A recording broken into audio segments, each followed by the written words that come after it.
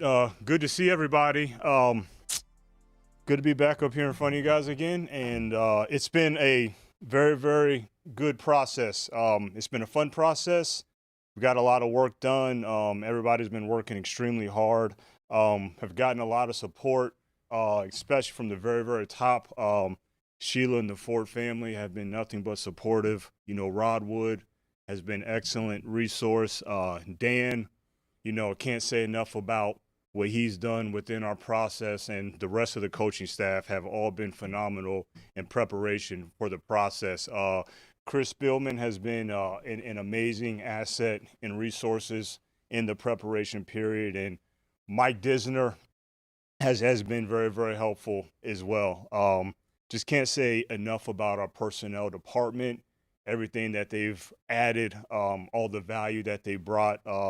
Ray Agnew, coming on from when I was, when we were both together in LA. He's just been an extraordinary resource and asset. He's brought tremendous value to our process, helping me get everybody up to speed. The all the scouts have been amazing. They've done a heck of a job providing the right information, providing very accurate, detailed information, and just being very, very collaborative.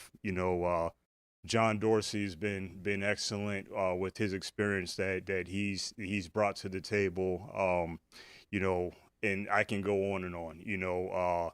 Lance Newmark has been outstanding. All the experience that he has, Dave Sears, everybody. So it's been a very collaborative effort. I'd even go down to, I think back, for the scouting assistants in terms of what they've done. There's been meetings that have gone on. There's been some long Saturdays where we've just grinded all day. And so what they've done from an operational standpoint in the meetings have been outstanding. Dakota and Ademi and Jordan, all those guys, I just can't tip my hat off to them nearly enough. The analytics department, has been awesome. So I couldn't be more thrilled about the process, where we're at right now, and I feel like we're in great shape right now. All right, guys, we're going to get to everyone's questions. If you can keep it to 1 to 2 each, we'll start with Tim. Hey, Brad, good to see you again. What's up, Tim? You talked about it being a fun process, but obviously it's been a very different pre-draft process, starting with the cancellation of the combine. I'm just curious, what have you found particularly difficult about the process this year, if anything? And conversely, was there anything that you found to be advantageous about the way it was done this year that maybe you'd like to see moving forward? I would say, I'll start with the advantageous part first, because I've always been a proponent of, and my old GM with the Rams, Les Snead, used to say it all the time, but often the answers are on the film, and not having a portion of the workout process, and you do have to rely on your film evaluations even more. So I do think that that's been actually an advantageous part of the process, and that's just the scout in me. It's just, let's just take football players. But I will say I would say a difficulty that it poses is the amount of exposure that you can get on the players in a live setting, as opposed to not being able to have, all the scouts and the coaches and the staff, see the players up close at the combine. And we had to be pretty strategic in terms of pro day workouts, in terms of, who was going to attend which workout, because there were obviously restrictions because of the protocols that we all had to follow. So that was the one part that, was probably a little bit more difficult, which, it'd be good to hopefully next year that it can get back to, we can get more eyes on the players live and up close. But we used all the resources that we had, and we're able to make the most of it. Thanks, Brad. John Macron. Hey, Brad, good afternoon. Hey, John, how you doing? I'm doing excellent. Very, very curious. Obviously, one of the talking points and things that people are most curious about is whether or not the Lions are going to stay at 7 or potentially move down. I'm curious. My first question is, what has been your assessment of the value of the number 7 pick, and have you had preliminary conversations about moving down? Well, I will say the value is, it's of extreme value, I would say. Just and even whenever you're picking in the top 10, obviously it's extremely value pick, but it's very exciting to be looking at this crop of players that would be worthy of selecting. Obviously, where I just came from, wasn't really used to picking in the first round that much. So being up in the top 10, but at 7, we do have a cluster of players that we're comfortable with picking. And but at the same time, we will be very prepared and also willing to move, in either direction. But so we're still open in those regards, but there are a cluster of players that we'd be comfortable with. Yeah, then just to quickly clarify, have you had talks with other teams regarding trading down at this point?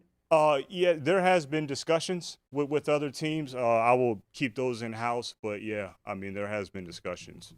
Okay, and then my final question, after free agency, after looking at both sides of the football, with the pieces that you've added, which side of the ball, offensively, defensively, do you feel like the team needs to address most going into 2021? I still think that depth on both sides of the ball is of utmost importance. And I know that's probably can take that as a fence answer, but I'm just can't be more authentic with that. Is that I look at both sides of the ball and I'm like, I just don't think there's never enough depth in just certain spots that you can feel. So I don't want to. I know you'd probably like for me to say, we need more defense or more offense, but just looking at our depth chart every day, I do see that there are some areas to address on both sides for sure. Thank you. Appreciate it. Thank you. Mike O'Hara. Yeah, Brad, you just talked about this a little bit, but with all the options you have at number 7, how confident are you that that you're really in a good position to come out of this draft with really substantial help for your team? Yeah, I mean the players that we would be comfortable with, we all feel like they're players that are worthy of a selection, and more so, it's not even like how worthy they are, but it's really if they're the right players for the Detroit Lions. It's not as well we need an offensive guy, or we'd like to have a defensive guy, or this position. It's just there's a cluster of multiple positions that we would be comfortable with, but the number one thing is that, is it the right fit for the Detroit Lions? Do they meet the standards, what we're looking for from an intangible standpoint? So make sure that they meet those standards, but I do feel comfortable that, that they all can bring tremendous value. All right, great. Thank you. Go to Eric Woodyard. Hey, what's up, Brad? How you doing? I'm Eric Woodyard, man. I'm just announced today I'm taking over for ESPN as the beat writer for the Lions. So. Congratulations, Eric. Thank you, man. Look forward to working with you, man. Looking forward to it, too. Nice meeting you, man. Thank you, man. Thank you. So you talked about, obviously, talking to other teams, and if you guys do decide to keep the pick, do you see any pressure in getting the right spot? Is there pressure? I mean, when you have a top 10, take me through that, the type of pressure from your position of holding the pick to that high level when you haven't been in this role, obviously, a lot before. Yeah, no, that's a very valid question. I think the preparation process leading up to this point does alleviate a lot of that pressure. So, a lot of the decisions are already made well before draft day. So I do think, the process that's been in place, and we started from the very beginning, I felt very prepared before I got into this role in terms of the college draft scope. And so then going through all of March and then going through the process, and then obviously this entire process, and even in February we had our first. So you talk about all the meetings in February, all of them in March, all of them in April, and then the collaborative effort where it wasn't just the preparation, the process with just scouts, but it's the scouts and the coaches. So with all the process and all the extra looks and all the research that we've done, it does alleviate a lot of the pressure, and it just goes back to, you can just surrender the results to the process. And so that's what we feel strongly about right now. One more quick one. Do you look at, I mean, obviously it wasn't you guys beforehand, but do you look at former draft picks within the organization and do any research within how, maybe people have picked within the past? Is that a case at all? Or you just kind of going into it with your own mindset totally? Yeah, are you meaning former draft picks that we have that are on our current roster? Yeah, or just period within the organization. Do you study like, former picks or anything like that within the franchise? Oh yeah, yeah, absolutely. Very, very mindful of the former picks that we've had at all positions. Starting with wide receiver. I mean, I know that there's been a history of wide receivers that have been selected fairly high. So you do take a look at that. At tight end. We have a high pick as a tight end right now. So yeah, you definitely look at all those options. Thanks, Brad. Good luck, man. Thank you. Yeah. Dave Burkett. Hey, Brad. Well, this wasn't on my list to ask, but since you just led into this, I guess that history of wide receivers and tight ends, does that dissuade you from taking those positions then, given the negative history, I guess, surrounding some of those picks? No, not at all. And I wouldn't even saying that as even in a negative sense of past picks. I was just saying that there has been past picks that have been high picks at that position. But no, it does not. I mean, I think you got to approach every single player in its own silo, and then the same thing with every single position. So if it's a a corner that we really really like, that's just the corner that we really really like and think is a great fit. It's not to compare him to Jeff Okuda, or it's not to do anything like that. If there's any other position that we're really really high on, it's just that we're really excited to have part of our franchise. We don't kind of look at and say, well, we already have this player and how this player has had success or not have had success. So we take it all case by case. But I think that's good drafting to make sure that the players can kind of paint their own picture. That's fair. Just wanted to be clear on that. This is obviously your first time in the big chair. So what's the most important thing you learned from Les or Charlie or any of the GMs that you've worked for, the best piece of advice that they've, given you, I guess, about sitting here and making this pick? Yeah, well, I will say, and I probably alluded to probably the main one from Les is just that, you definitely surrender the results to the process. And, just through all the hard work and having a very thorough, diligent process and being about as thorough as you can be. And it's, it can maybe feel exhaustive, but the importance of it, kind of alleviates that a little bit. But I would definitely say Les has always kind of taught me in terms of surrendering the results to the process. And, and I will say on top of that, just make sure that when you're looking at the player, especially when you get to this close, it's always an all things considered approach to it. So those are the things. And, even going back to Charlie Army, it's just I still think of, when I'm talking to our younger scouts about, the evaluation process. I always think about, the core things, what he taught me in terms of, athletic ability, competitiveness, instincts, getting those critical factors right. And then it kind of gives you a little bit of a baseline. So, I definitely still think about all those. And I don't think that they'll ever leave me. You led into the second question I wanted to ask you, and that's, I guess, what is your appetite for risk early in round one? As in, like, there's some very high ceiling prospects in the draft, but how important is it to get that pick right? Just be like a foundation piece for the future versus hitting a home run, knocking it out of the park first pitch. Yeah, well, you always want to hit a home run, but I will say, when you talk about risk on the first pick, I always kind of go back to when you're turning that pick in, you don't want to feel nervous. And so, and I know you asked me about previous GMs, so I'll even give the credit to Billy Devaney on that one. Is that's one that he used to always bring up, is that, you want to be confident and you want to feel really, really good when you make that selection, not a nervousness of, I hope this works, so, and I'm not saying that all selections don't have any warts because, everybody's got a hole or something that they can improve on. But at the end of the day, it's, do we have buy-in and, do we all feel good about the pick? Thank you. Thank you. Justin Rogers. Hey, Brad. Good to see you again. Hey, Justin. How you doing, man? I'm doing well. You said that there's a group of prospects you're really comfortable with here at that 7 spot. you hear other GMs come to the podium and mention, we've got X number of players with a first round grade. I'm wondering, is there a floor on how far you'd be willing to move back in a given scenario? No, I wouldn't say that there's a floor. I think that that probably would be pigeonholing yourself, or even I'm very very leery of anchors. I would say so. I try to avoid as many anchors as possible.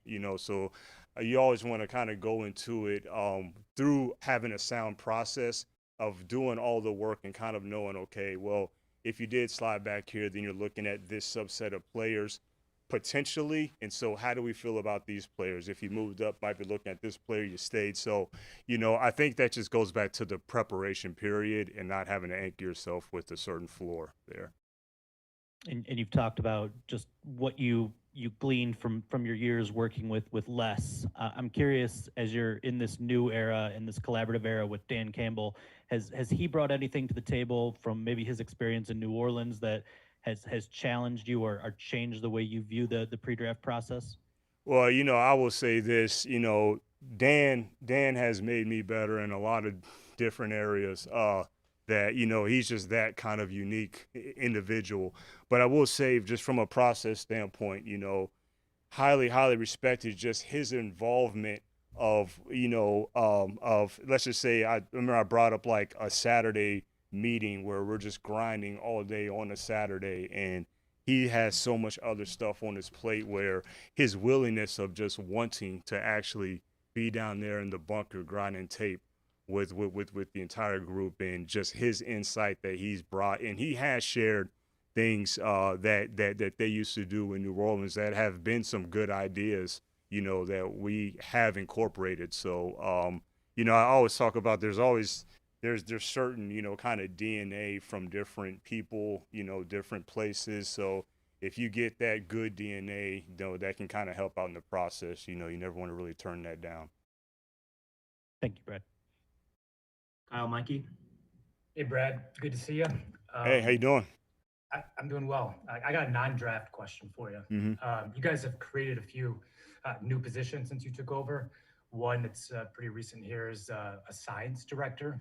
Could you just explain what that position is and what you're hoping to get out of Joe within the operation? Yeah, so in terms of, with the sports side, and I believe that Mike Clark would be the more appropriate person to answer that question. But Jill has been great, since day one, since even throughout the interview process when I had first met her. So it is more of a question for Mike Clark, but I do think that the element of sports science, in terms of athletic performance, is extremely important. So we're happy to have Jill aboard. Thank you. Mm-hmm. John Neo. Brett, I'm just wondering, we've heard a lot about collaboration, obviously, and I'm wondering, how exactly do you go about building consensus on a prospect? I mean, especially if you've got, scouts on one side, maybe coaches on the other. And is it a little bit harder in year one? You haven't been around these guys for 6, 8, 10 years like you were in LA and some of those draft meetings. Yeah, no, that is a good question. I wouldn't say it's hard because I do respect the difference of opinions. And ultimately, it's going to be, my decision to actually make the right choice and kind of put the right value on the player. But I would not be able to put the right value on the player without everybody's input and everybody's collaboration. And, I always say, like, the beauty of scouting is, that you can have 10 people, in a dark room looking at the same exact film, and you get 10 different pieces of opinion. I mean, that's just the artistic beauty of scouting. So, whenever I hear, all these different varying opinions, I actually get intrigued. And what it does is it actually ignites you and actually motivates you to dig even deeper, because, if it's all, everybody's the same, well, you want to say like, oh, well, that seems easy because everybody thinks the same about the player. But, but often when it is the same, then you also got to think about, okay, is there something that we don't know? or is there something that we did not take into consideration? So, but it is a good question, but I don't think it really poses a challenge. It actually kind of is more motivating and encouraging. Just to follow up though, when you mentioned it, it's ultimately it's your choice in the end as the GM. Have you gotten advice along those lines from whether it's Les or, John Dorsey in the room with you talking about, trusting your instincts, your gut with that final call, I guess? Yeah, and I mean that's what it. I mean, ultimately, that's what it comes down to at the end of the day, is what is in your gut. But what is in your gut, it does come from all of the input. Not only just your own. I guess you could call it your own inside view, as what you would call it, but making sure that you've already kind of gathered everything from the outside view, and then once you've gathered all of that information, then you can kind of revert back to your inside view and then make the right decision. You feel good about it.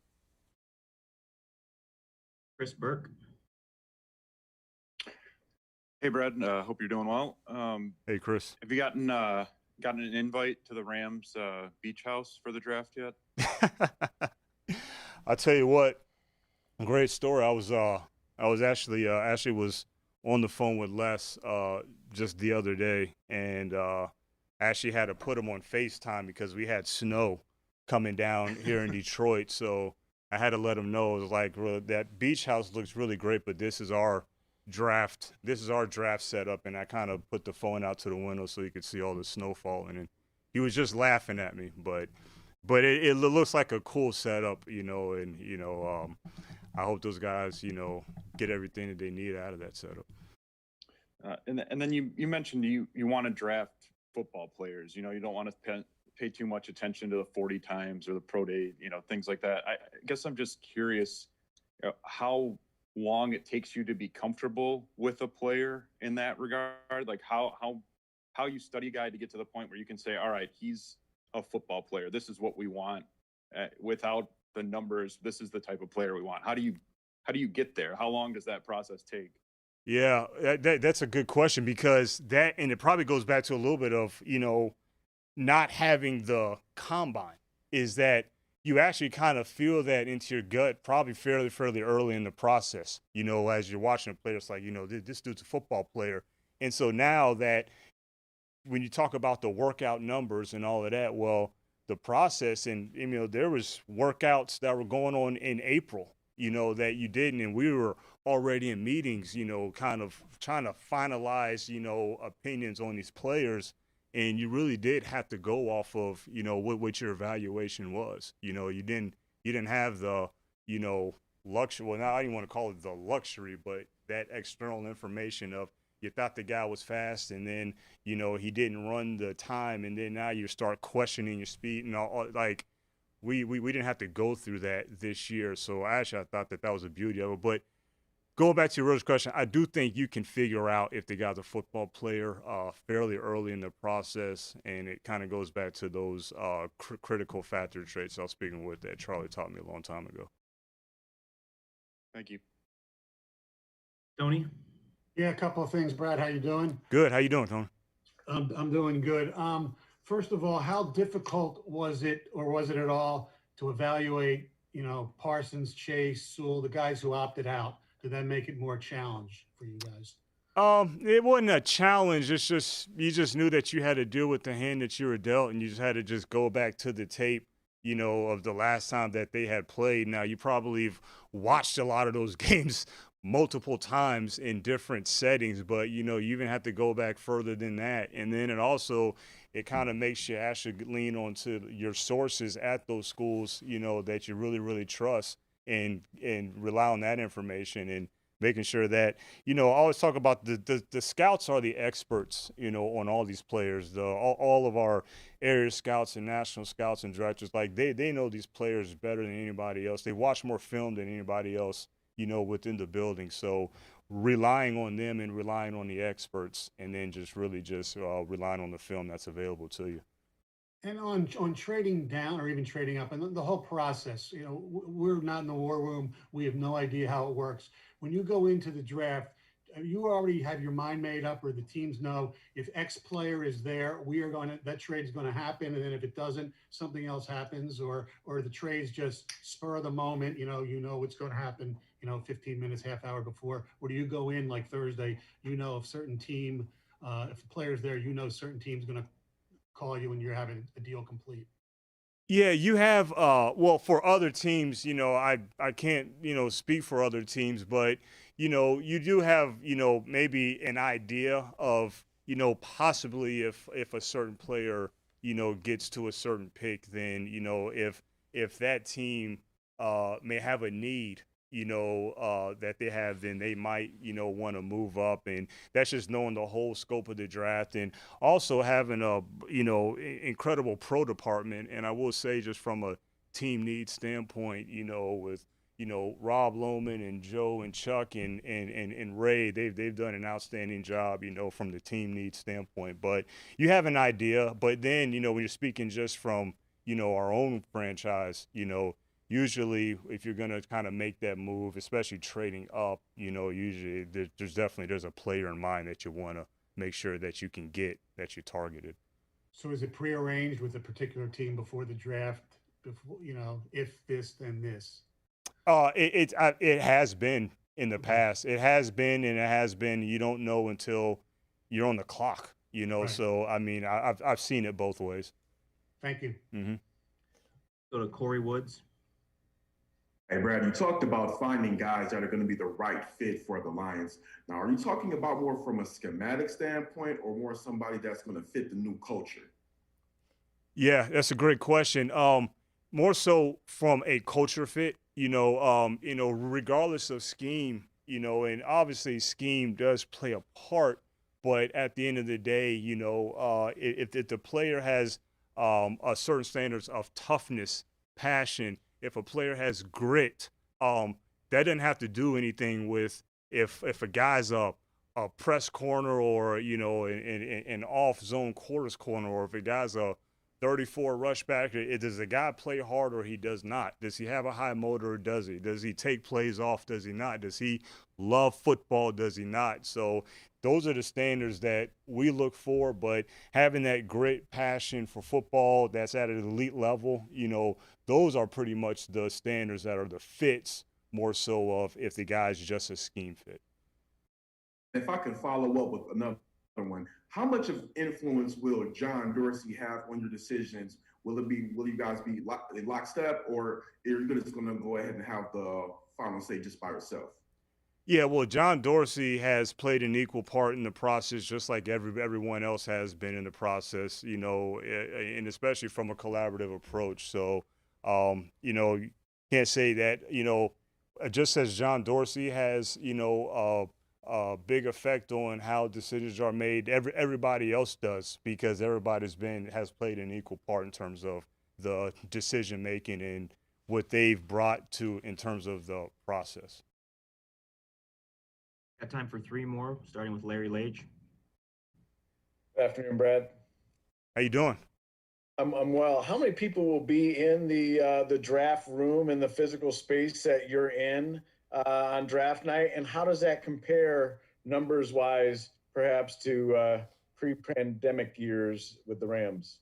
Yeah, that's a great question. I say that because I remember I've been in the draft rooms in kind of both fashions. I've been in the draft rooms where it was a packed house in there, and I've been in the draft room where it was kind of more thinned out, and that was pre-pandemic, where it was just less people in the room. And I think that there's pluses and minuses to both. When there's more people in the room, you might have, a little bit quicker access. If you need more intel, you need to ask some questions. Like quicker access, it might make the process a little bit more efficient. But I've also seen it the other side, where you maybe be able to manage some things a little bit better, when it's more of a thinned out room. But we will have no more than 10 people in our draft room. Bojo. Hey there, Brad. How are you? Good. How you doing? Good, thank you. In the absence of an obvious pick at number 7, although you might disagree with that, maybe you think there is an obvious pick at number 7, but in the absence of that, certainly seems like trading down is the preferred option, at least of the fans and media. How do you let that be known? Like, how do you put a for sale sign on your 7th pick and let people know I am open to all offers, if in fact you are open to all offers? How do you do that?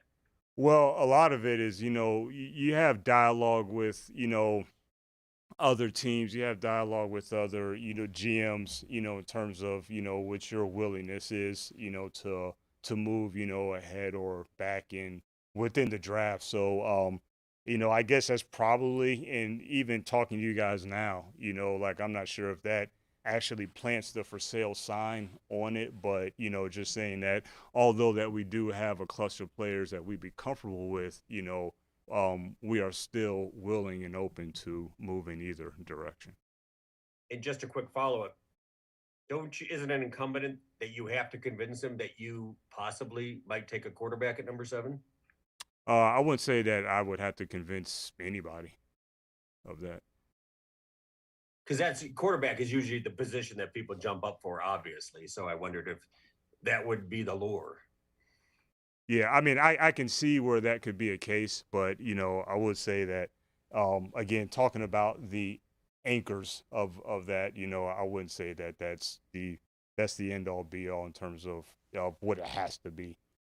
There might be another player that a team may covet that's not a quarterback, so, but I can't really speak for the other teams. Thank you. Thank you. All right, Carlos, last question. Yeah, Brad, how do you define a blue chip player in the draft, and how many do you believe are in this draft? Well, first of all, to define it, I will say it's probably, you want to think that it is a sound investment. I would say in terms of if he's a blue chip player, and you really don't have any doubts. And like what I was talking about earlier in terms of your confidence that you have in the selection of the player, obviously there's not, you don't have a whole draft of blue chip players, but there is a handful of blue chip players that are in this draft. Is that a handful? Is that 5, 6, 7, somewhere around there? I thought I said handfuls, not handful. Handfuls. Yeah. Could be 2 handfuls, could be 3, but no. There is a, obviously it's not the whole entire draft, probably not even the whole first round, that you would kind of put that blue chip. And I'm not really exactly sure everything that goes into what your description of blue chip is, but I think I got an idea. But I guess you're talking about just the very elite players within this draft. But if that's along the lines of blue chip, I would say that there's a good cluster of them, I would say. Thank you. All right. Thanks, everybody. We'll see you next week. Have a good weekend. Thanks, Brad. Thanks, Eamon. Thanks, guys. Thanks, Brad. Thanks, Brad.